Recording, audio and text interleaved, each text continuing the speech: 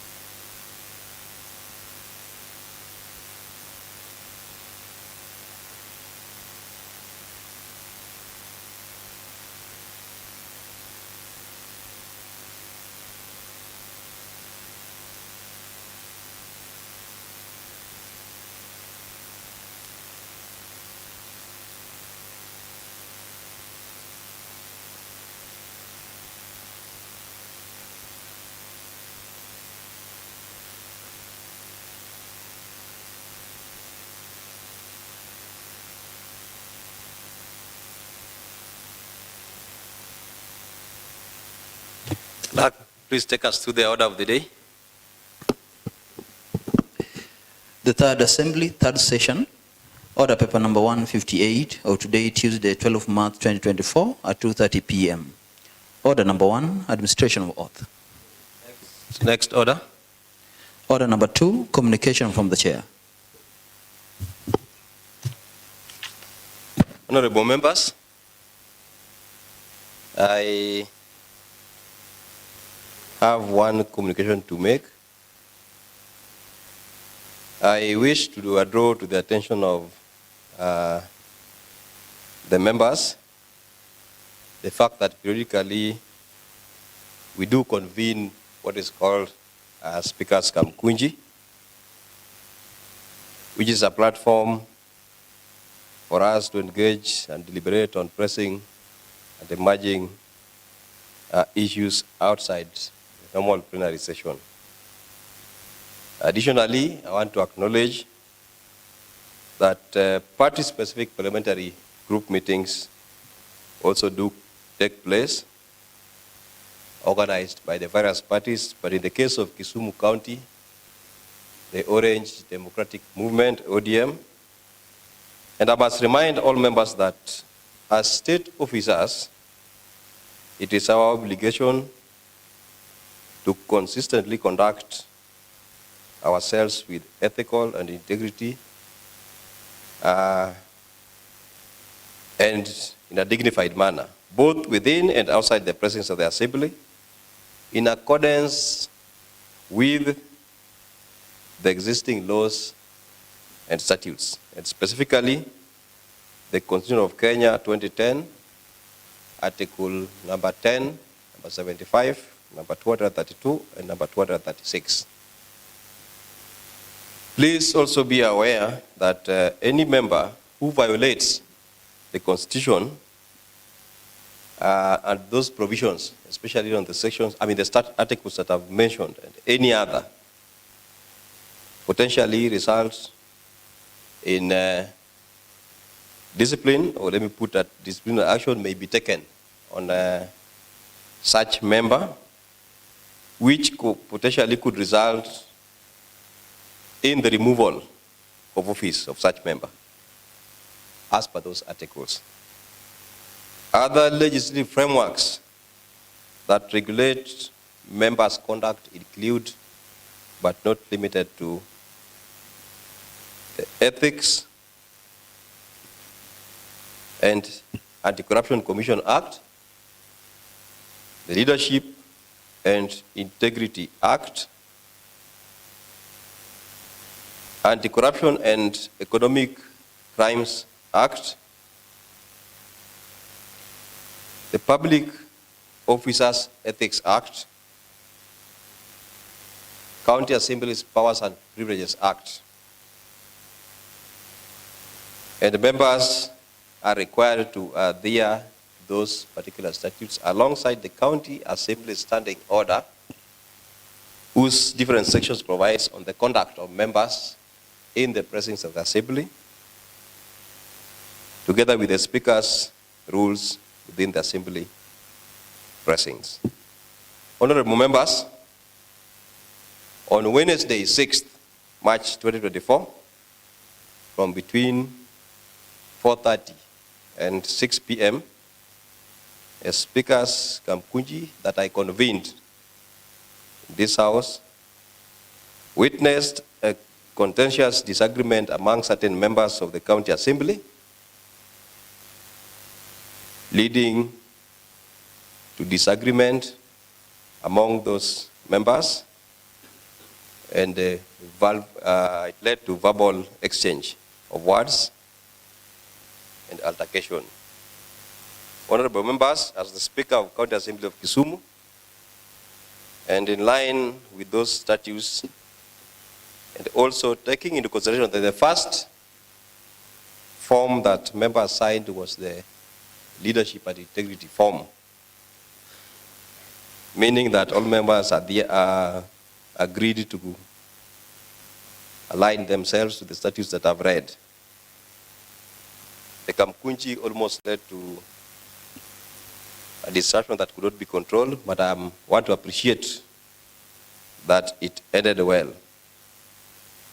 The same note, I have received a report from the Sergeant at Arms Office. The report is on the damage of 2 microphones that took place at the County Assembly of Kisumu chambers on the said date, that is on 6th March 2024, between 4:30 p.m. and 6 p.m. Allow me to read that following the Kamkunji meeting that was held on the above mentioned date, time and place, it was reported that disagreement erupted among some members of the County Assembly that culminated to verbal exchange of words. In the process of the same, some members decided to vandalize 2 portable microphones. And the specification of the microphones that were vandalized are gooseneck type wireless conference microphone, set of 4, with wireless receiver, valued at 70,000 as at the time of purchase. I have received an attachment of the invoice of purchase of the same. And the nature of damage is compensatory. And here are the recommendations. That pursuant to provisions of Article 9 and 41(1) of the Leadership and Integrity Act 2012, it is hereby recommended that disciplinary action be taken against the officers who are involved in the above mentioned vandalism, and that the officers should be held personally liable for the loss and damage of the microphones in line with the provisions of Article 22(1), 2, and 4 of the Public Service Code of Conduct and Ethics 2016, in addition to any other penalties provided for under the Constitution of Kenya or any other written law. It is also recommended that honorable members should always behave in a manner that depicts the leadership position, as they are regarded as a role model within and without the county assembly present. And A, that members of the county assembly should always mind their language to avoid the use of provocative words. And that the honorable members should learn to control their tempers, especially in their indoor meetings. I've given an example of the Kamkunji, where support officers' services are not necessary. In this case, the support officers are that of the sergeant at arms, the Hansards, and the clerks. It is recommended that the Hansard officers, with the assistance of the sergeant at arms, should always ensure that the portable microphones are removed out of the chamber during Kamkunji meetings, and that the sergeant at arms should always ensure that the members access the chamber. The sergeant at arms should always ensure that no member access the chamber with any contraband, and that they should always remove the mace during Kamkunji meetings to avoid their use as weapons. In conclusion, I have received recommendations from the Sergeant at Arms Office of What's Happened, but because of the same concern that we referred to, which calls for fair hearing, the following members will appear before the Powers and Privileges Committee in their next sitting. Number 1, Honorable Gado Lima, MCA South West Nyakach. Number 2, Honorable Maurice Ngeta, MCA East Kano, MCA Awasionjiko Ward. Number 3, the Honorable Millicent Omuya, MCA North Seme Ward. Number 4, Honorable Seth Kanga, MCA Market Milimani Ward. Number 5, Honorable Regina Kizito, specially elected MCA. And number 6, Honorable Tom Nyauke, North Nyakach Ward. All of you must appear before the Powers and Privileges Committee in their next sitting, where we shall determine who caused the damages and appropriate action taken as per what I have read. Otherwise, honorable members, it is necessary that all county assembly members and staff handle government properties with utmost care to avoid such incidents in the future. And I want to trust that honorable members and the staff will promptly comply with the recommendations to facilitate the smooth operation within the county assembly of Kisumu. And I do make that communication. Next order. Order number 3, messages. Next order. Order number 4, petitions.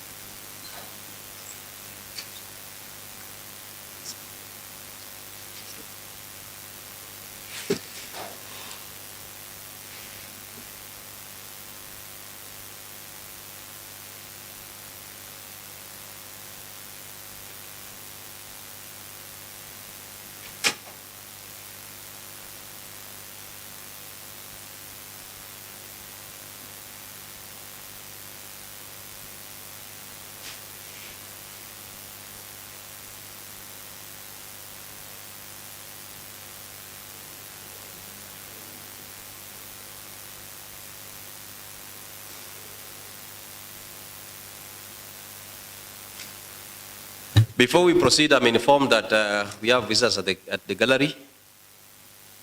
And the visitors composed of a group of residents who did a petition to the county assembly in light of water tariff. Water tariff in Kisumu County. That one was committed to the Committee of Water, Environment and Natural Resources and Climate Change. These are Zedi Tunya, Ombati Kerubo, and John Odhiambo.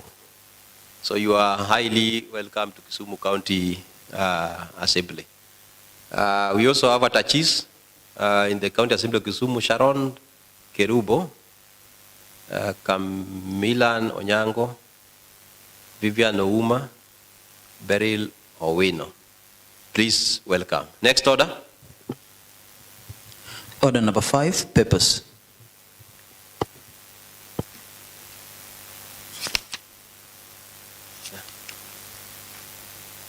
Honorable Samuel Lede.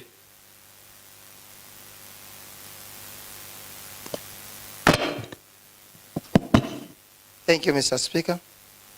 That pursuant provision of the orders number 2217 sabbatical rule standing orders, I wish to table today, Tuesday,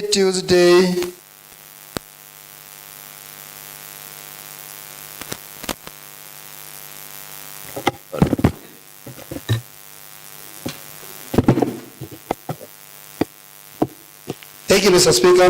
Pursuant to the provision of orders number 217 sabbatical 2 of the standing orders, I wish to table today, Tuesday, 12th March 2024, a report on water, environment and natural resources and climate change committee on the petition regarding the intended increase of water tariffs and master operations. Thank you, Mr. Speaker.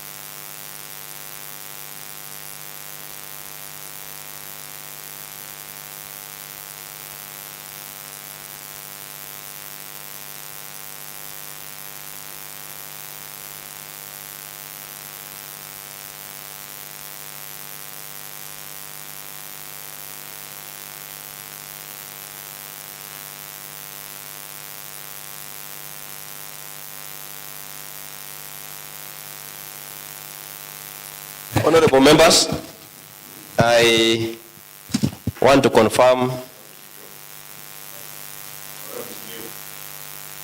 that the Committee on Water, Environment, Natural Resources and Climate Change have properly tabled the report on petition on intention to increase on water tariffs and mass operations today as tabled by the Honorable Samuel Dede. Honorable members, this is a petition that was raised by some of the petitioners that I acknowledged at the Speaker's gallery.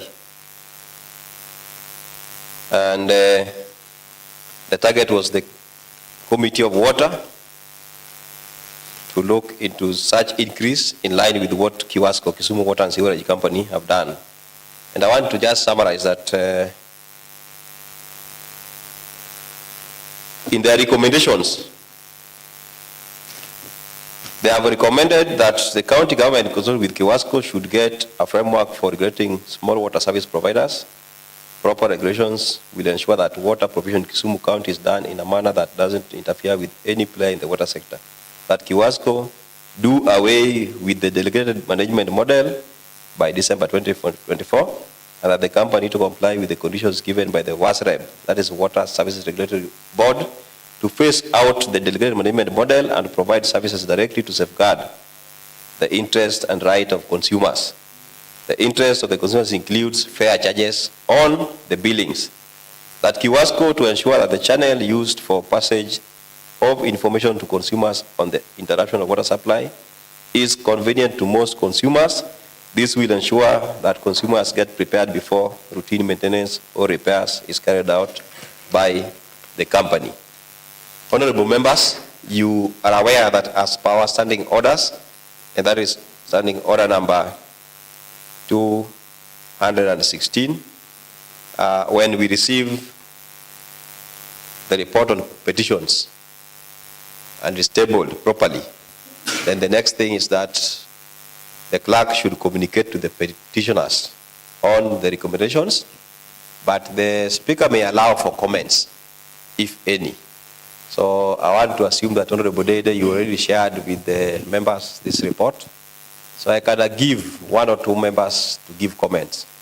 But our standing order provides that there is direct communication to the petitioners on the resolution of the House and to the institution which is Kiwasco on the same resolutions. So any comment, I can give maybe two members, if any.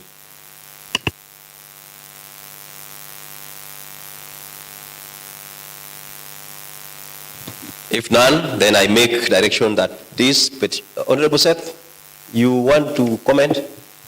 Yes, Honorable Speaker. Thank you so much, Honorable Speaker. Honorable Speaker, I want to commend the Committee on Water, Natural Resources and Climate Change for working very fast on this petition.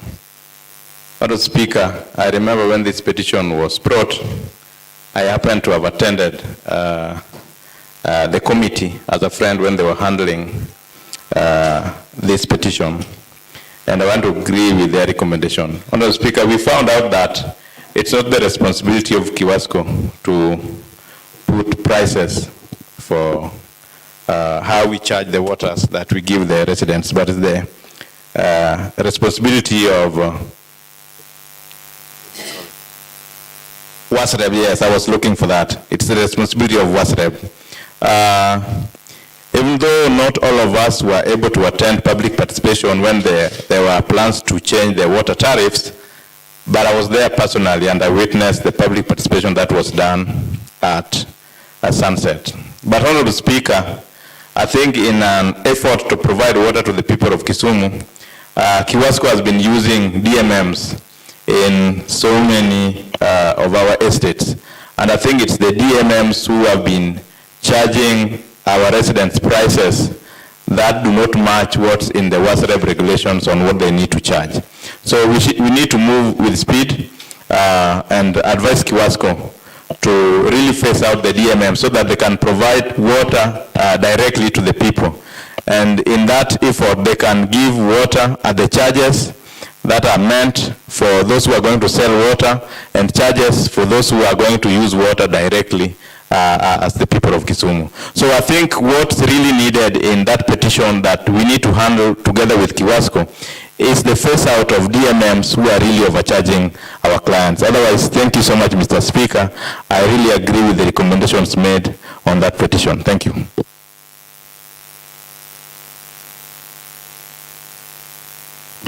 If there is no more comment, I direct that the report be communicated to the petitioners and Kiwasco for action. Honorable Ruben Rakwache. Thank you, Mr. Speaker. Mr. Speaker,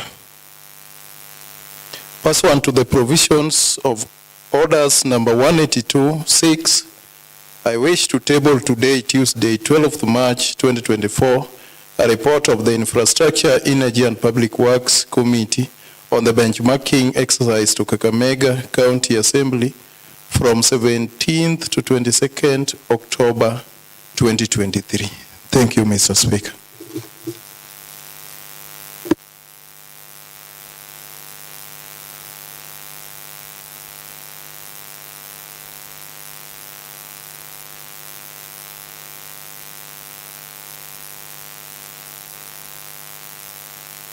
Honorable members, the Sectoral Committee on Infrastructure, Energy and Public Works have properly laid their report on the benchmarking exercise with Kakamega County Assembly, which took place between the dates of 17th to 22nd October 2023.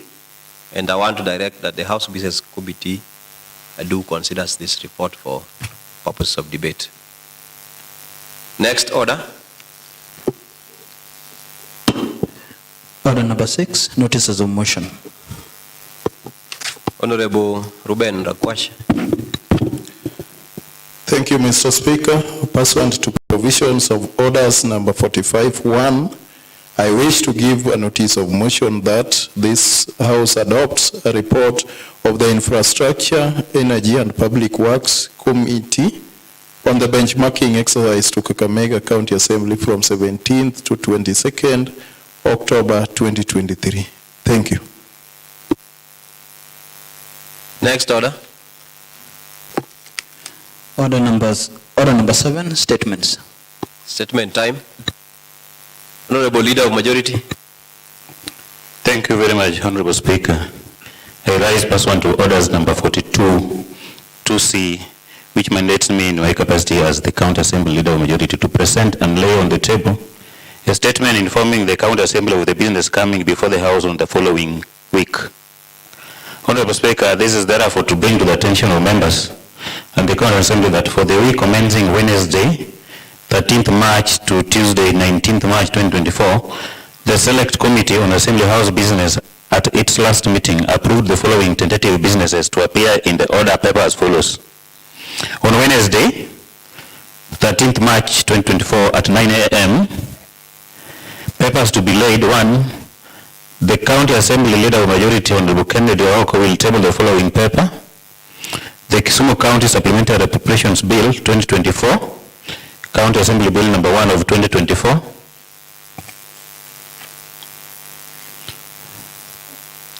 The Chairman Liaison Committee, Honorable Nereo Kombo, will table the following report.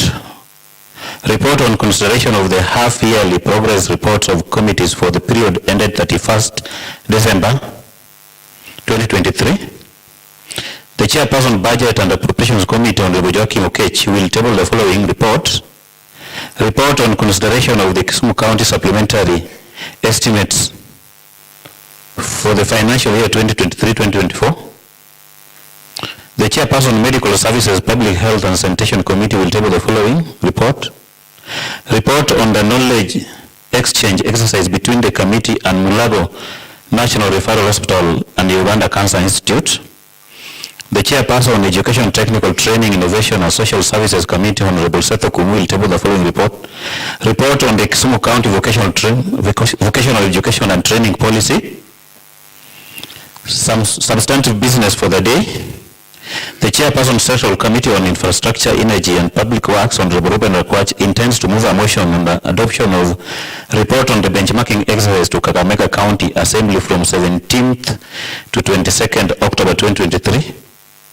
On Wednesday, 13th March 2024 at 2:30 p.m., notices of motion to be given. The Chairperson Liaison Committee on the Nereo intends to give the following notice of motion. That pursuant to orders number 182-6 of the standing orders, this House adopts a report of the Liaison Committee on consideration of the half-yearly progress reports of committees for the period ended 31st December 2023. The Chairperson Budget and Appropriations Committee, Honorable Joaquim Okech, will give the following notice of motion. That pursuant to orders number 182-6 of the standing orders, this House adopts a report of the Budget and Appropriation Committee on consideration of the Kisumu County Supplementary Estimates for the financial year 2023-2024. The Chairperson Medical Services, Public Health and Sanitation Committee, Honorable Vincent Jagongo, will issue the following notice of motion. That pursuant to orders number 182, Honorable Speaker, protect me from Honorable Oshela and Honorable Emilio Genga. Thank you. The Chairperson, Education, Technical Training, Innovation and Social Services Committee, Honorable Seto Kumu, will issue the following notice of motion. That pursuant to orders number 182.6 of the standing orders, this House adopts a report of education, technical training, innovation, social services on the Kisumu County Vocational Education and Training Policy. Substantive business for the day. The Chairperson Select Committee on Pick Park, Honorable Kennedy Ouko, intends to move a motion on adoption of the report on the financial statements of Kisumu County Referral Hospital financial year 2021-2022. On Thursday, 14th March 2024 at 2:30 p.m., papers to be laid. The Chairperson Implementation Committee, Honorable Narrator Board, will table the following report. Report on the benchmarking exercise at Kilifi County Assembly. Notice of motion. The Chairperson Implementation Committee, Honorable Henrietta Budu, will issue the following notice of motion. That pursuant to orders number 182.6 of the standing orders, the House adopts a report of Implementation Committee on the benchmarking exercise at Kilifi County Assembly. Substantive business for the day. The Chairperson Budget and Appropriations Committee, Honorable Joachim Mukech, will move a motion on adoption of report on consideration of the Kisumu County supplementary estimates for the financial year 2023-2024. On Tuesday, that is 19th March 2024 at 2:30 p.m., papers to be laid. The Chairperson Medical Services, Public Health and Sanitation Committee will table the following report. Report on the status of Chulaimbo County Hospital. Notices of motion. The Chairperson Medical Services, Public Health and Sanitation Committee, Honorable Vincent Jagongo, will issue the following notice of motion. That pursuant to orders number 182.6 of the standing orders, this House adopts a report of Medical Services, Public Health and Sanitation Committee on the status of Chulaimbo County Hospital. Substantive business for the day. The Chairperson Sectoral Committee on Lands, Housing, Physical Planning and Urban Development Committee, Honorable Ratibo Iton, will move a motion adoption of the report on the representation of the county in the Land Controls Board. Thank you, Honorable Speaker. Time. Statement time. Next order.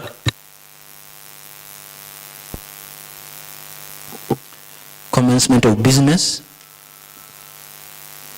Order number 8, motion on adoption of the report of Pick Park Committee on the examination of the report of the report of the Auditor General on the financial statements of Kisumu County Emergency Fund for the year ended 30th June 2022 by the Honorable Kennedy Ouko.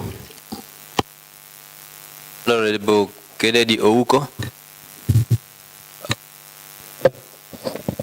Thank you, Mr. Speaker.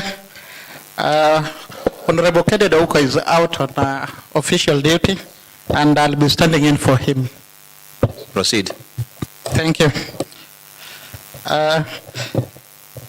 I stand to move a motion on the committee, a report on the examination of the report of the Auditor General on the financial statement of Kisumu County Emergency Fund for the year ended 30th June 2022.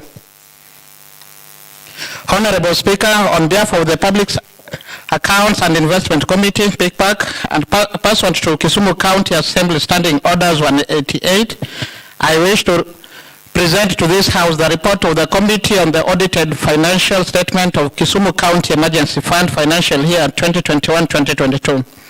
The County Assembly exercises oversight over county government entities, investments, and their expenditure pursuant to Article 185(3) of the Constitution of Kenya 2010 through the Public Accounts and Investment Committee, which in turn derives its mandate from the County Assembly standing orders. It is instructive that Article 229(8) of the Constitution of Kenya 2010 requires the County Assembly within 3 months after receiving an audit report to debate, consider the report and take appropriate action. The committee held 2 sittings during which it received both written and oral evidence from the accounting officer on audit queries raised by the Auditor General on the financial statement of Kisumu County Emergency Fund, financial year 2021-2022. Honorable Speaker, I wish to register my appreciation to fellow honorable members of the committee, the officers of the Speaker and the Clerk of the Assembly, Committee Secretariat, and the Office of the Auditor General for facilitation and technical support that made the production of this report possible. I also want to thank the management of Kisumu County Emergency Fund for honoring committee invitation and timely submission of responses. Special appreciation goes to the Hansard Department for ensuring that all our meetings with accounting officers are broadcasted live. Honorable Speaker, on behalf of the Public Accounts and Investment Committee, I now wish to table the report on the consideration of the Auditor General report on the financial statement of the Kisumu County Emergency Fund for the year ended 30th June 2022 and urge this Honorable House to adopt it. Legal framework and guiding principle. Honorable Speaker, the committee was guided by the following legal instruments. Number 1, Constitution of Kenya 2010. Article 229 of the Constitution of Kenya 2010 requires the Auditor General within a period of 6 months after the end of each financial year to audit and report in respect of that financial year on, Roman 1, the accounts of the national and county governments, the accounts of all funds and authorities of the national and county governments, accounts of all courts, the accounts of every commission and independent office established by this Constitution, the accounts of National Assembly, the Senate and the county assemblies, the accounts of the political parties funded from the public funds, the public debt, and the accounts of any other entity that legislation requires the Auditor General to audit. Article 229(8) further states that within 3 months after receiving an audit report, Parliament or County Assembly shall debate and consider the report and take appropriate action. Number 2, the committee also relied on Article 226 of the Constitution of Kenya 2010, which provides that if the holder of a public office, including a political office, direct or approves the use of public funds contrary to law or instruction, the person is liable for any loss arising from that use and shall make good the loss, whether the person remains the holder of the office or not. Number 3, Public Audit Act 2015, Section 7 of Public Audit Act 2015 that mandates the Auditor General to, Roman 1, give assurance on the effectiveness of internal controls, risk management, and overall governance at national and county government. Roman 2, undertake audit activities in state organs and public entities to confirm whether or not public money has been applied lawfully and in an effective way. Number 4, Public Finance Management Act 2012, Section 149(1) of the Public Finance Management Act 2012, which states that an accounting officer is accountable to the county assembly for ensuring that the resources of the entity for which the officer is designated are used in a way that is A, lawful and authorized, and effective, efficient, economical, and transparent. Guiding principles. Honorable Speaker, in the execution of its mandate, the committee was guided by core constitutional and statutory principles on public finance management. These principles include the following: constitutional principles on public finance. Article 201 of the Constitution of Kenya 2010 provides for fundamental principles aimed at guiding all aspects of public finance. It states that the principles are, inter alia, openness and accountability, including public participation in financial matters. Public money shall be used in prudent and responsible way, and financial management shall be responsible and fiscal reporting shall be clear. Number 2, obligation of the accounting officer. Roman 1, Article 226(2) of the Constitution of Kenya 2010, which provides that the accounting officer of a national public entity is accountable to the National Assembly for its financial management, and the accounting officer of a county public entity is accountable to the county assembly for its financial management. Section 149 of the Public Finance Management Act 2012 provides that an accounting officer is accountable to the county assembly for ensuring that the resources of the entity for which the officer is designated are used in the way that is lawful and authorized and effective, efficient and transparent. Direct personal liability. Article 226(5) of the Constitution is unequivocal that if the holder of a public office or a political office directs or approves the use of a public funds contrary to the law or institution, the person is liable for any loss arising from that use and shall make good the loss whether the person remains the office holder or not. In the same spirit, Section 203(1) of the Public Finance Management Act 2012 enacts that a public officer is personally liable for any loss sustained by a county government and is attributed to the fraudulent or corrupt conduct or negligence of the officer or the officers having done any act prohibited by sections 196, 197 and 198. The committee consider these legal provisions as the basis for holding accounting and public officers directly and personally liable for any loss of public funds that may occur under their watch. Honorable Speaker, we are in a report of the Auditor General of the financial statement of the Kisumu County Emergency Fund for the year ended 30th June 2022. CPA Martin Okoda, the fund administrator and the accounting officer, appeared before the committee on 31st January 2024 at 9:30 a.m. to adduce evidence on the audited financial statement of the Kisumu County Emergency Fund for the year ended 30th June 2022. The following officers represented the Office of the Auditor General in the meeting of 31st January 2024. Mr. Kennedy Ongoi, Office of the Auditor General, and Mr. Anthony Maina, Office of the Auditor General. The opinion of the Auditor General on the financial statement of Kisumu County Emergency Fund financial year 2021-2022 was qualified, meaning that except for some issues discussed under the basis for opinion, the financial statement of the fund represented a true and fair view of the financial positions of the entity or fund. Honorable Speaker, the following issues formed the basis of qualified opinion. Number one, failure to remit statutory taxes. The Auditor General highlighted that an amount of 2,577,803 had not been remitted to Kenya Revenue Authority or recognized as a payable in the statement of financial position. Number two, unsupported use of goods and services. The management did not provide to the auditors a list of approved emergency response and the procurement plan to support expenditures of 35,928,596 and 77,091,318 relating to emergency relief foods and civil works respectively.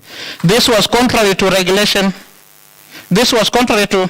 19(1) of the Kisumu County Emergency Fund Regulations 2020, which states that upon the executive committee member approving emergency response, the fund administration, in consultation with the chief officer in charge of the department, that has the technical persons with the capability of handling the emergency, shall publish a list of approved responses together with the procurement plans for each response. In addition, the management did not demonstrate how the relief food procured was received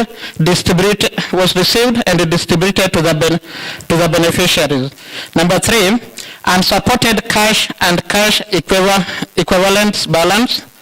Number four, late submission of financial statements. The financial report and statements for the year ended 30th June 2022 was submitted for audit on 13th January 2023 by the fund management, contrary to section 10(1) of the Kisumu County Emergency Fund Act 2018, which states that within 3 months after the end of each financial year, the county treasury shall prepare and submit to the Auditor General a financial statement in respect of the fund for that year. The fifth issue was lack of approved budget. Review of records of the fund by the auditors revealed that the management did not have an approved budget for the year under review, contrary to Regulation 52 of the Public Finance Management county governments, Regulations 2015, which requires that expenditure commitments for goods and services shall be controlled against spending and procurement plans approved by the responsible accounting officer based on allocation and allotment from approved budgets. Honorable Speaker, after consideration of the management written response, holding a meeting with the fund management and the office of the Auditor General, the committee report the following observations. Observation number 1, that during the financial year 2021-2022, the emergency fund management was withholding taxes but failed to remit the same as required by the relevant statutes. As a result, 2,577,803 Kenyan shillings had not been remitted to the Kenya Revenue Authority. Observation number 2, that as at the time of committee deliberations, the management had not fully remitted the outstanding statutory taxes. 3, that the management failed to recognize the unremitted tax of 2,577,803 Kenyan shillings as payables in the financial statements, leading to understatement of payables by the same amount. Issue number 4, that the management failed to adhere to Regulation 19, one of the Kisumu County Emergency Fund, Regulation 2020 on publishing a list of approved responses together with the procurement plans for each response. 5, the management failed to provide evidence of 113,018,914 Kenyan shillings related to procurement of relief food, distribution of the same, and civil works. Number 6, the management failed to record 1,283,995 Kenyan shillings related to payments in the cash books. Further, the details of the payment were not provided for audit review. However, as at the time of committee deliberations, the issues had been explained and supported in the revised financial statement. Number 7, the management failed to adhere to Section 10(1) of the Kisumu County Emergency Fund Act 2018, which states that within 3 months after the end of each financial year, the county treasury shall prepare and submit to the Auditor General a financial statement in respect of the fund for that year. Number 8, the management failed to provide the approved budget during the time of the audit. However, as at the time of committee deliberations, the approved budget had been provided for the audit review. And number 9, that by failing to provide the documents to the auditors at the time of audit, the management failed to adhere to Section 62C of the Public Audit Act 2015. Recommendations. That going forward, the management must adhere to set deadlines on remittance of the taxes as required by the relevant statutes. Recommendation number 2, that the management of the emergency fund clear the outstanding statutory taxes in the subsequent disbursement and submit the report on the same to this assembly in a period of 90 days upon this report. Number 3, that going forward, the management must ensure that the financial statement reflects the true and fair position of the fund as required by Section 164(3) of Public Finance Management Act 2012 on financial reporting. 4, that going forward, the management must adhere to Regulation 19(1) of the Kisumu County Emergency Fund Regulation 2020 on publishing a list of approved responses together with the procurement plans for each response. 5, that going forward, the management must ensure timely provision of information required by the auditors to avoid committing an offense under Section 62C of the Public Act 2015. And number 6, that going forward, the management must adhere to Section 10(1) of the Kisumu County Emergency Fund Act 2018, which states that within 3 months after the end of each financial year, the county treasury shall prepare and submit to the Auditor General a financial statement in respect of the fund for that year. In conclusion, Mr. Honorable Speaker, I hereby request this House to adopt this report of the Public Accounts and Investment Committee on the consideration of the Auditor's General Report on the financial statement of the Kisumu County Emergency Fund for the year ended 30th June 2022, and may I call upon Honorable James Omolo to second.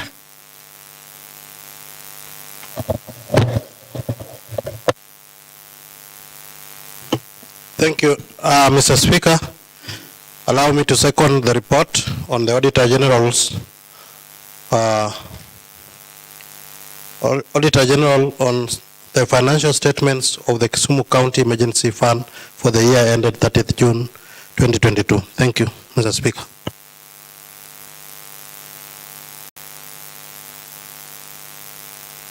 Honorable members, now that the Honorable Warindu has moved a motion on behalf of Honorable Ken for the PICPAC Committee on the adoption of the report of the PICPAC Committee on the examination of the report of the Auditor General on the financial statement of the Kisumu County Emergency Fund for the year ended 30th June 2022. As per our standing orders, I want to propose a question. And I propose that the motion adoption of the report of PICPAC Committee on the examination of the report, the Auditor General's on the financial statement of Kisumu County Emergency Fund for the year ended 30th June 2022 is open for debate.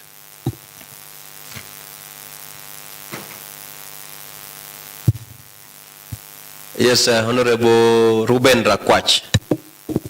Thank you, Mr. Speaker. Mr. Speaker, I rise to support the report. And first, I wish to congratulate the PICPAC Committee for a job well done, and it was done on time. Honorable Speaker. Honorable Speaker, I want to say that the management of Kisumu County Emergency Fund can really improve on the auditor's opinion. They have a room for improvement. Because these are small things like failure to remit the withheld taxes. Could they have remitted the taxes in good time, then maybe they would have got an qualified opinion. So I wish to encourage the management that if they withhold taxes, they should be remitting them on time. And then, Honorable Speaker, as of the failure by the fund account manager to provide procurement evidence of relief food and even the evidence of the distribution of the relief food at the time of audit, this is something that they can really avoid, because we know after the floods there are some areas that were affected, and they asked for a humanitarian support from the office of the governor. Relief food were bought and they were distributed. Even in my ward, they benefited. In Kolwa Central Ward, they benefited. So we know there was a purchase of relief food. They were distributed. We saw it. But since the management did not provide the evidence for the same, they had to get that, an opinion that they got. So I really encourage the management that they do provide the records that are needed to the office of the auditor in good time. Otherwise, I support the report. Thank you, Honorable Speaker.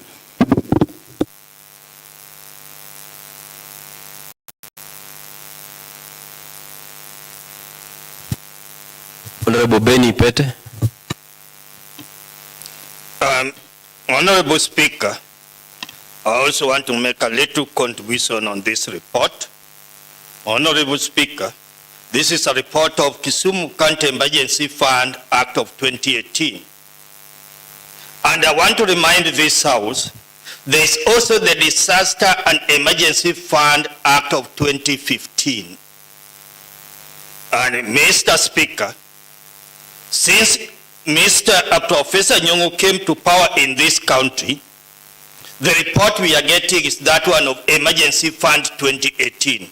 The Disaster and Emergency Fund Act of 2015 has died. You cannot see the records. which means the matters of disaster are not being addressed in this county. The assembly must note that. When the county government of Kisumu is only keen on emergency and is not keen on disaster matters, there is a gap, Mr. Speaker, and the House should note that. In this report, the committee is telling us the allocated budget, the approved budget for this act, for that financial year, was not stated. Then at a time they say they were given, and they don't state the total allocation for emergency fund for 2021-2022. Which figure are we referring to? The big figure being referred to here is 113 million and some hundreds, Mr. Speaker. This 113 million, 88,344. They are trying to break it down to 91,318. Then there's the 81. Then they are saying the procurement was not explained, and the auditor raised a question on that. If amount which could not have been more than 200 million cannot be explained to the auditor by the department, and we have the staff in that department, what picture are we creating? We are also told that the taxes that were payable to KRA were not paid. And we are tending to believe that the taxes could only be 2.5 million. When all the transactions were not explained, chances were the taxes were higher than this, very high. And the relief food that was bought could also not be explained. The relief food that was bought, they could not be explained. What kind of records are being kept by this department, Mr. Speaker? Then I'm also seeing the committee is giving them 90 days. That is on page 10, committee recommendations, that the management clear the outstanding statutory taxes in the subsequent disbursement and submit the report on the same to this assembly in a period of 90 days upon the recommendation of this report, Mr. Speaker. And when you go, Mr. Speaker, to these pages, page 7,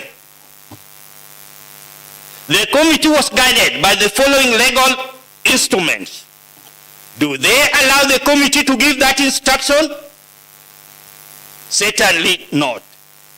And the clear instruction given is that the committee should interrogate the report, make decision that is in line with the legal framework of auditors' work. If we don't go that way, the executive will not see the seriousness of our oversight role when the report is remitted to the assembly. Mr. Speaker, I so submit.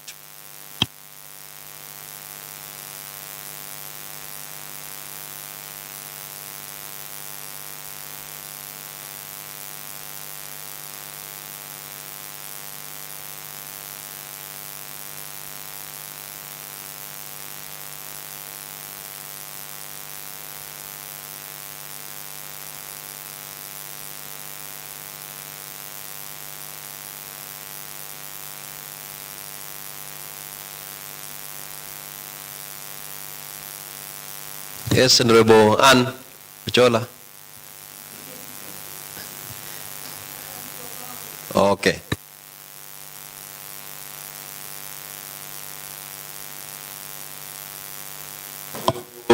Komudo. Many thanks, Honorable Speaker. Many thanks, Honorable members. Going by the mood of the House, I wish to call upon the mover to reply. Thank you.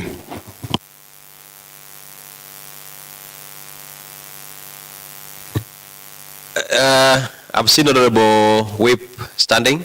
I believe you want to contribute, so proceed.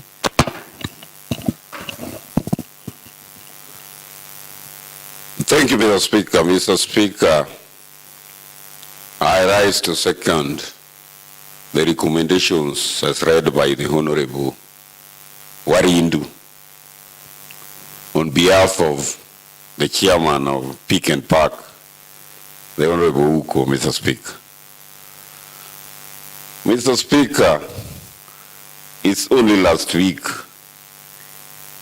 when the said committee, the committee of Pick and Park, read to us a report on the use of COVID funds in the year of the financial year 2021, I think it was 2020-2021, Mr. Speaker. And it had far-reaching recommendations which are just similar to what is being read to us, Mr. Speaker, without giving us the necessary actions to be taken to these officers who have presided over the use of these funds, Mr. Speaker.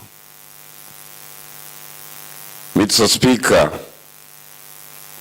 the committee has indicated to us that the Department of Emergency, the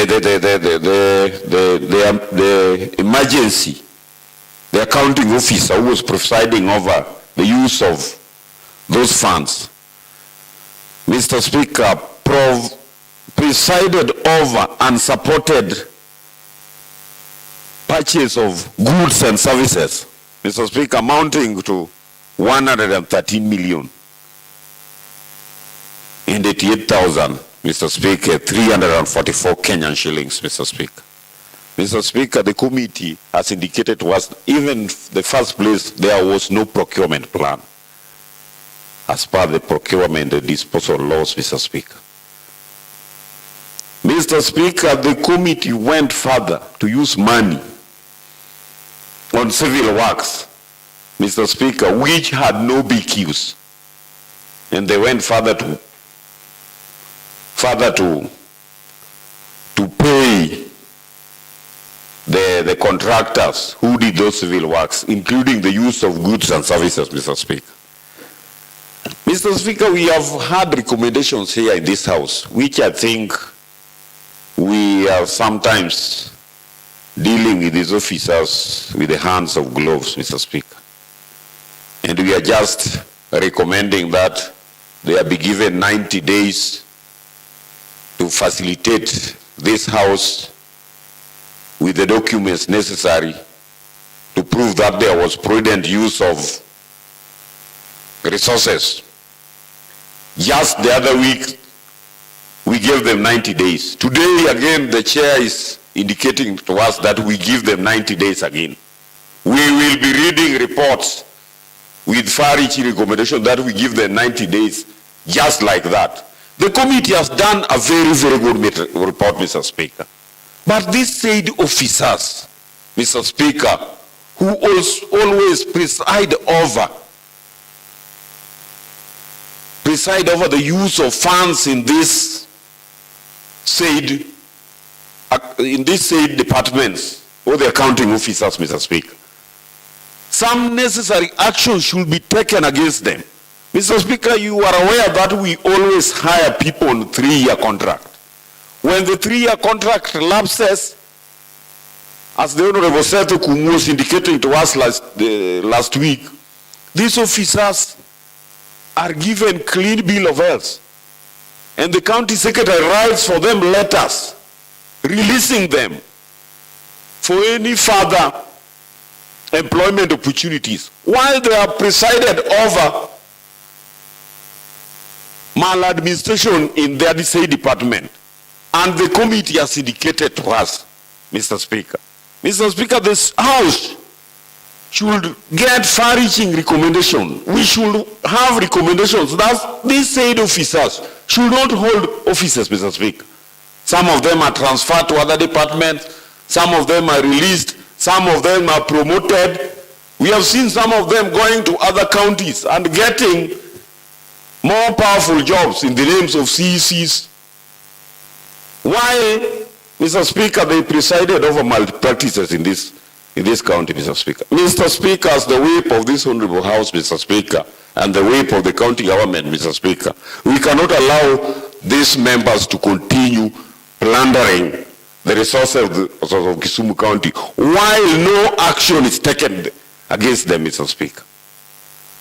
Mr. Speaker, I support the report of the committee, but Mr. Speaker, the county assembly should start biting with its teeth so that these members are not allowed anywhere to hold positions.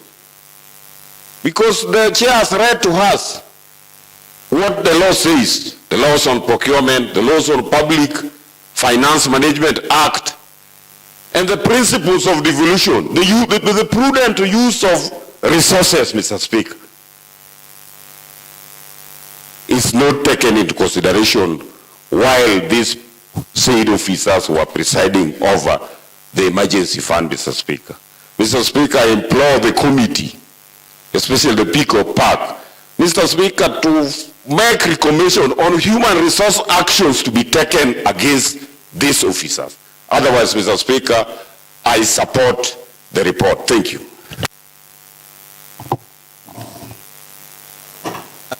Honorable Kelvin Rar.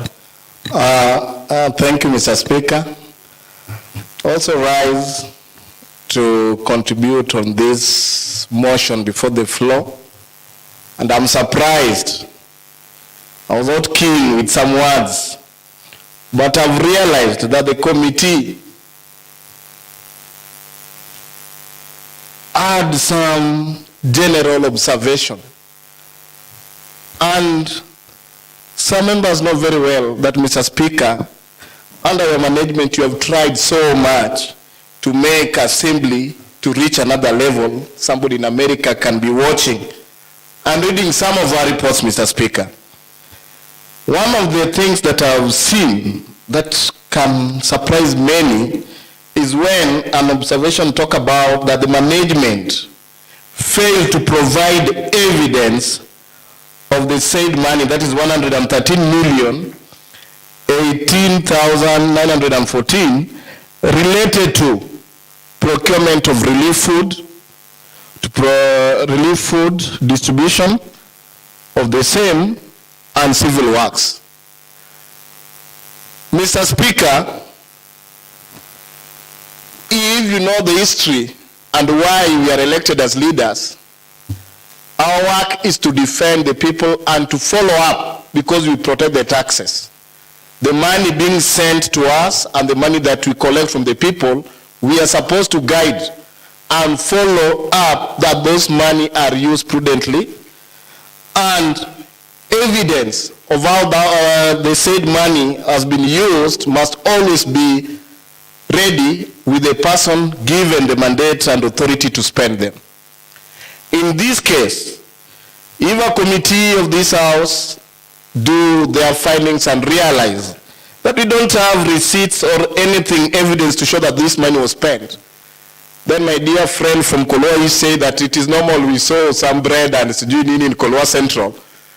That is very unfair. Point of order. What is the point of order, Honorable Ruben? Thank you, Honorable Speaker. Honorable Speaker, my brother Raro, I know this is his nature, and now we are getting used to Honorable it. Ruben Lakwach, what is the point of order?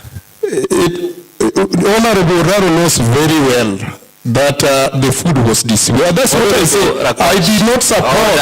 Honorable Lakwach, what is the point of order that you are standing on? My name has been called, Honorable Speaker. Resume your seat. Honorable Kelvin, proceed. Thank you, Mr. Speaker, for protecting me. My always humble neighbor has just stated that we received some food in the name of emergency. Mr. Speaker, the chief whip was in Ofunyu area and the area of Otera when we had a disaster. We went rounds distributing food that we never knew the price, and there's no evidence how much they costed. So my worry is not the food that we received. Mr. Speaker, point of order. Point of order, Honorable Beni Pete. Mr. Speaker, statement of facts. This record refers to 2021-2022, not the food that was distributed last year. So let members be keen on that. The record refers to 2021-2022, not 2023. Honorable Kelvin, I hope you are guided. Thank you, Mr. Speaker. That's why I was very keen with whatever food he was talking about, Honorable Rakwat. Okay, Mr. Speaker, the most important thing that we need to realize is that we are given the mandate. And when we sit in this house, we have that special mandate, different from any other person walking around, to query and find out how taxes that has been collected from our people, the revenue from our people and from the national government that we share, is used well, Mr. Speaker. But if a committee can realize that an officer in charge cannot account for those funds, then there's nothing to wait and sugarcoat a report by saying, oh, you can give these people some time. The moment in your observation you realize that someone cannot account for 113 million, there's no way you can come again and say, oh, we just need another days. I don't understand why a committee full of members can sit down and wait for that officer to take them round and round. And pick and pack is a serious committee in Parliament and all over the world. Mr. Speaker, I really beg this committee to take action and make sure that any accounting officer, any person given the authority to incur expenditure, becomes accountable to the people of Kisumu County. And can, in case Auditor General will come, he has receipts the way it is being done at the assembly level. The receipts for payment, for how money is spent. I'm requesting or even pleading with the committee that whoever is in charge or whoever was in charge during that period of time actually should come out. And if by chance he's still holding that office, I think, Mr. Speaker, I'll even recommend that person to step aside. That's how Mr. Honorable Kimuno lost being a Minister for Finance during the time of Boni Alwale, those days, Grand Coalition. Because when it comes to spending money that belongs to the public, you need to know what to do as an accounting officer. You know the principles of accounting. So I'm recommending from this report that if Pick and Pack as a committee thinks of bringing reports of this nature and also finding somewhere to write that they have observed such information, I'm begging them to always consider writing reports or recommending for some officers to step aside. And we see action. When an officer steps aside, it will make them to take assembly so serious, because assembly has power to even remove somebody. We have been given that power, like of the High Court. When you recommend that this is not clear and you are in charge of public finance and you are not able to give any evidence of how you spend money, then action must be taken. And I think the committee need to sit down and see how they give report. If they're not sure, they should not even write as part of the recommendation. So for that reason, Mr. Speaker, I support the committee, although they are doing shallow work trying to sugarcoat everything. Mr. Speaker, thank you. Honorable Seth. Thank you so much, Honorable Speaker. Honorable Speaker, I rise to support the report by PICPAC on their recommendations to the House. Honorable Speaker, the only reason reports are brought to this House is for members to agree, disagree, amend where they feel they need to amend. Honorable Speaker, just by being members of the committee doesn't mean that you know everything. And the only reason we bring this report is for members to add meat onto what we have brought. We did our part as members of the committee. we made recommendations. If any member feels those recommendations are not tight enough, this is the time that they need to change them. We don't like members who come here, say so many things, then they go start blogging in all the pages of Kisumu County on things that they need to discuss here. If they want a CC impeached from this report, this is the time for him or her to bring it up from this report, and then we support, based on facts. If they want an officer to be interdicted, this is the time. They should not leave it for any other person. As members of the committee, those were the recommendations we felt were good as per the investigations that we did.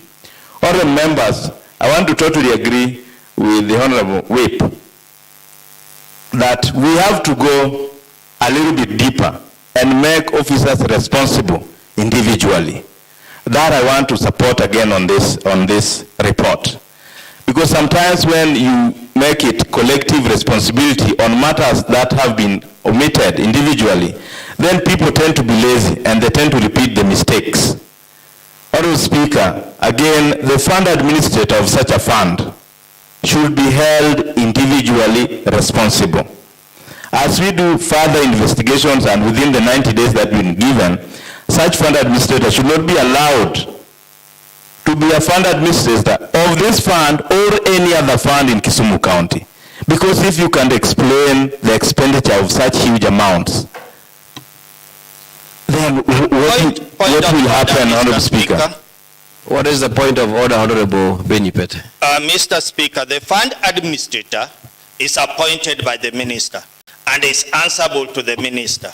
So when things are found bad, you don't just face the fund administrator. Honorable Benipet, what is your point of order? My point of order is to explain what Honorable Seth is saying on the fund administrator. The fund administrator is appointed by a minister. Honorable Benipet, I had given you your time to debate.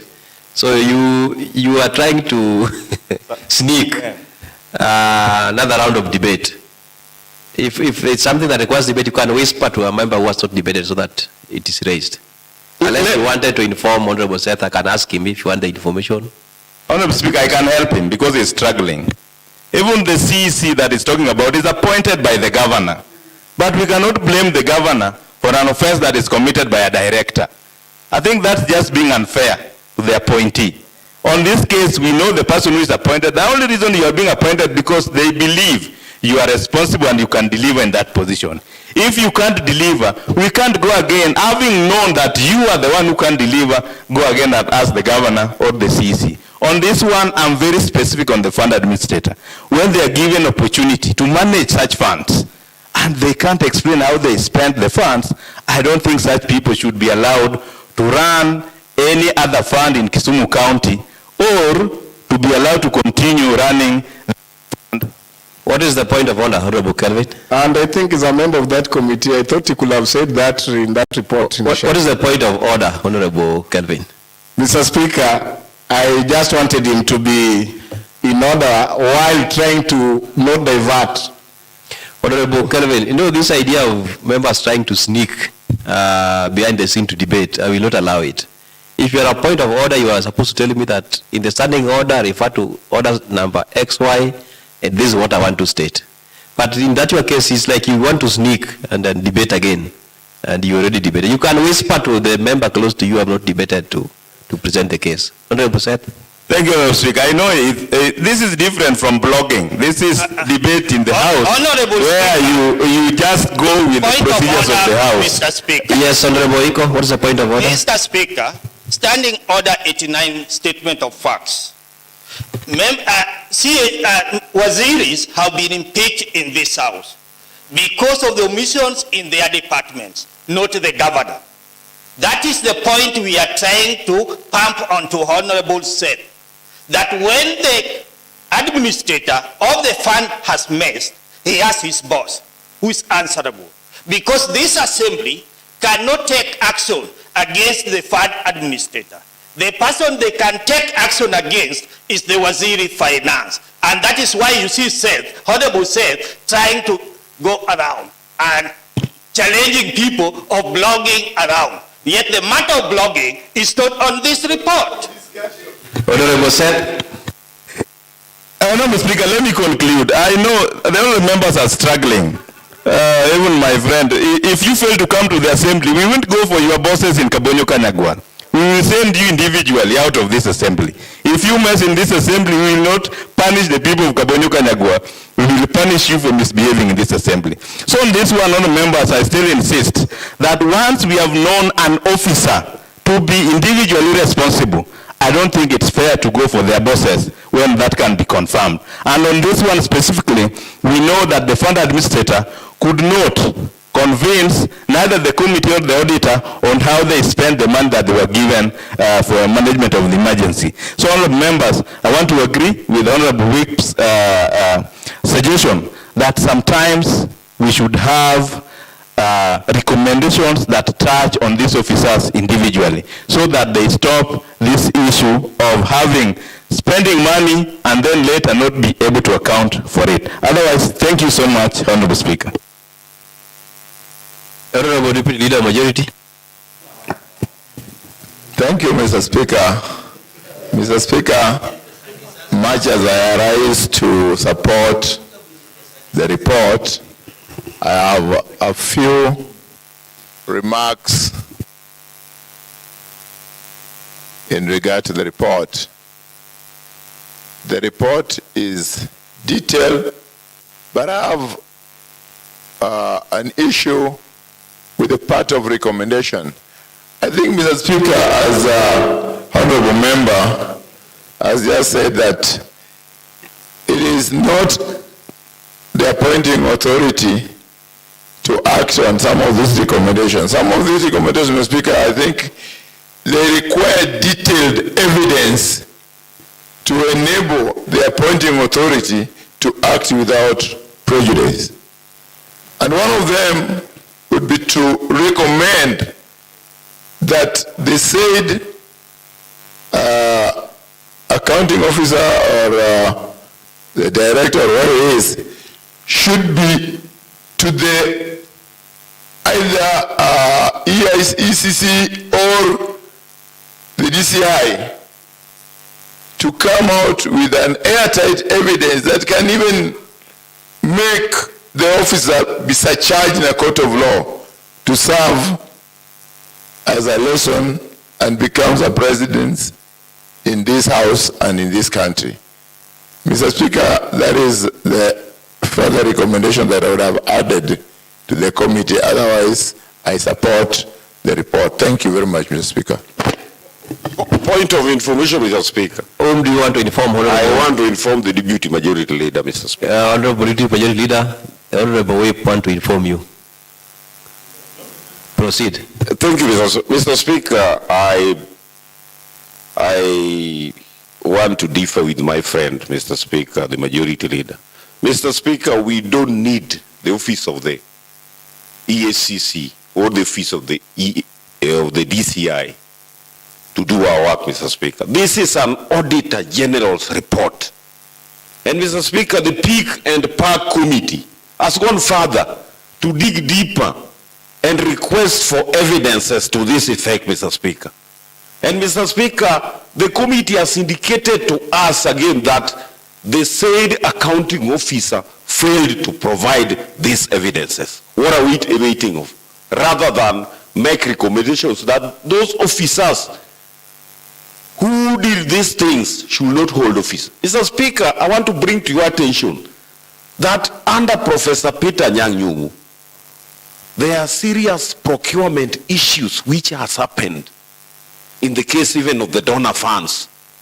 And you know, whereby some officers over-procured and the county government cannot pay very serious projects in this town, including Jomo Kenyatta Sports Ground, Victoria Park, and many other projects which have stalled. So, Mr. Speaker, going forward, if action is not taken against officers, as said by Honorable Setokumu, then we will just be going around with ping-pong games. And you know, some of these officers are just transferred, Mr. Speaker, the pain of it, and they are still working in this county. Somebody is taken from the roads department to the city. Somebody is taken from the city to the health department. They said officers. Mr. Speaker, so the county assembly has got powers, not only on CCs or chief officers, even on junior officers, even a watchman. The assembly has got powers to recommend that that officer should not hold office. Thank you, Mr. Speaker. Point of order, Mr. Speaker. I hope you are informed. Point of order, Mr. Speaker. What is the point of order, Honorable? Mr. Speaker, the debate is very lively, and the chief whip has put everything on the table. The procurement matters that he has raised. Honorable, and Mr. Speaker, as per standing order number 89, statement of facts, the assembly cannot audit the executive. However much we find that things are not in order, that cannot be used as evidence. It is Office of Ethics and Corruption, it is Office of Director of Criminal Investigation, as claimed by Honorable Lumumba Wade, that can help the situation. So you are with Honorable Lumumba Wade on his contribution, and you are with us on our contribution. We need to make recommendation to the Ethics and Anti-Corruption Commission, the Director of Criminal Investigation, to help us. However much we investigate, that cannot be evidence before the court. Honorable, I want to make switch of Honorable Lumumba. I think I don't want to introduce a debate inside a debate when it's not moved properly. But I get the sentiments of the members. All of you are correct, are just in order. The recommendation presented by Honorable Seth Kanga are in order, just like the ones presented by Honorable Lumumba Wade and Oiko. If there is evidence that an officer has committed an offense, then why do you again recommend further recommendations? If there is a probability that there is an offense and require further investigations, then the next level is the EACC and the DCI. So all of you are right. But what I get from the recommendation is that there should be far-reaching recommendation rather than maybe waiting for the report to come in a period of time. But I want to agree with the said that if there is any recommendations that a member wants, you just raise it and you call for a member to second, and our standing provides that when such a motion is raised, a motion within a motion, we debate it, we adopt it, and we revert back to the further motion. If any member wants to give an amendment or a recommendation that you feel should be part and parcel of the report, you move it, you call somebody to second, we debate it, we adopt it, and we revert back to the main debate. Otherwise, I think the House is guided. I noticed Honorable Alice Wajeo. Thank you, Mr. Speaker. Getting from the mood of the House, I wish to call the mover to reply. Thank you so much. Honorable Alice, already the mover had been called reply, but I gave leeway for the members who were on their feet to debate. I think it was called by Honorable Komudo. I'm not seeing any further member on the floor, so I think I will not do harm to any member. Mr. Speaker, I concur with your recommendations. But you know, in the report, Mr. Speaker, I just want to bring the attention of the House. That why are you standing, Honorable Seth? You already contributed. I am standing on a point of information, Mr. Speaker. Whom do you want to inform, Honorable I want Seth? to inform the committee chair who presented this report that in his report, the accounting officer's name is not mentioned, Mr. Speaker. The one who was presiding over the emergency fund appointed by the CEC Finance. So that point of information, Honorable Speaker, I want to inform the majority. I want to inform him that the accounting officer's name was mentioned. It is in the report. Actually, I wanted him to proceed because I wanted to give that reply to the chair. He will have time for reply. And I'm seeing the whip is already down. So, Honorable Chair of PICPAC, I hope you are taking notes on the concerns and the questions. So it's your time to reply. Thank you so much, Mr. Speaker.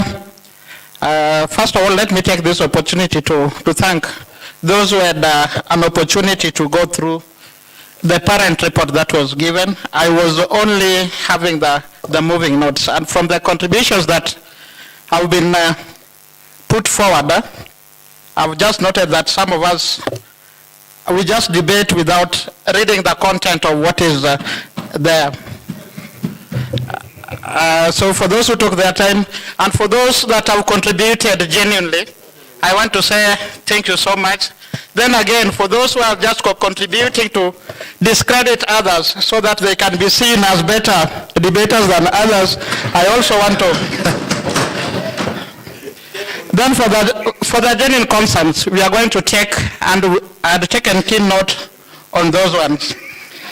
Mr. Speaker, the only point that I can raise, I can go with the recommendation that was given by the Chief Whip. It is true, and indeed it's true that we need to have, we need to go beyond the recommendations that we've laid on the report, and we need to give the far-reaching recommendations so that those that have been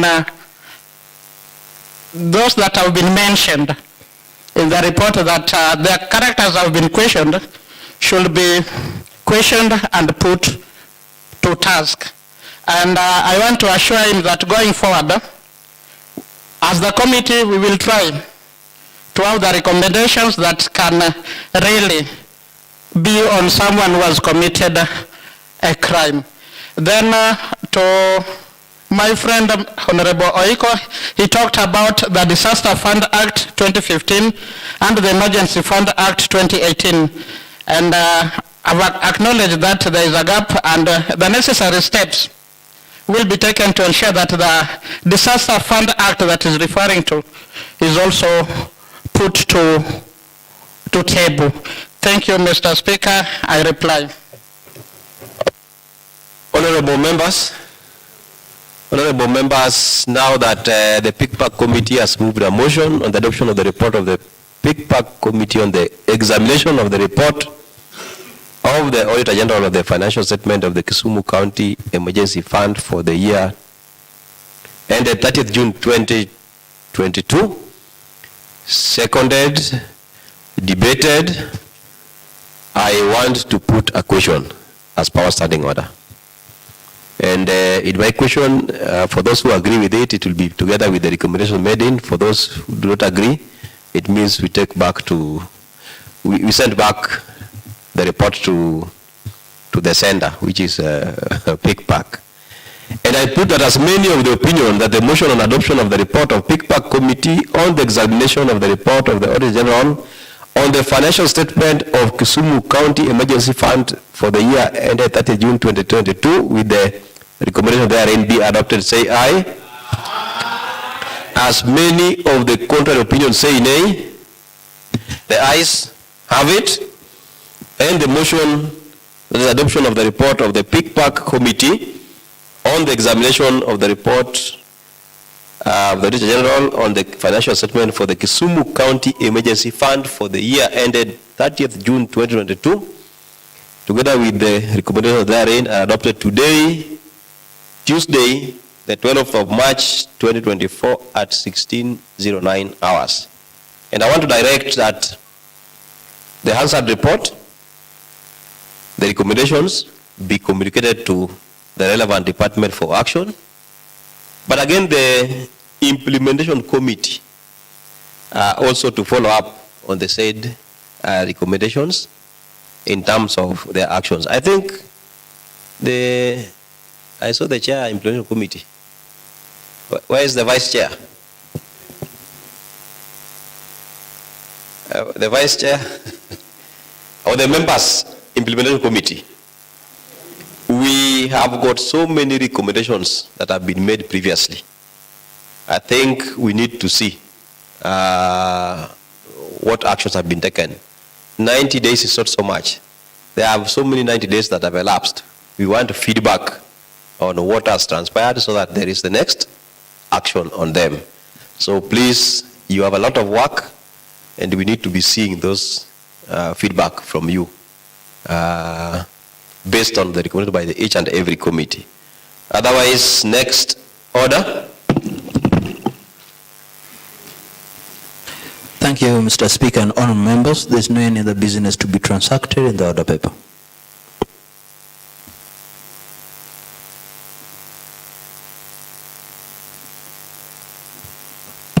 Honorable members, there is, as we conclude, there is something I've noticed in the attendance list. There is a tendency of members using their initials in the attendance list. We have record of what you used to sign, the nature of your signature. So if I am going to assume that the following members are not present, Honorable Benny Pete, Honorable Benson Adega, Honorable Ruben Rakwach, Honorable Boyton Ahmed Ratib, Honorable Zachary Okoyo, Honorable Pamela Awur, Honorable Karen Ajwang, Honorable Mildred Achieng, Honorable Geoffrey Warindu, Honorable Tom Onditi, Honorable Vitalis Oleo Kumudo, Honorable Vincent Obuya, Honorable Kennedy Ajwang, Honorable Lawino Opar. I want to maybe assume they're not present because that concern has been raised in terms of how you sign for the attendance. Also, it has been noted that there are members who sign on behalf of other members. Please ensure that is an offense, and I hope it is something that is going to stop. Being there no any other business in the order paper, the House stands adjourned until Wednesday, the 13th of March, 2024 at 9 a.m.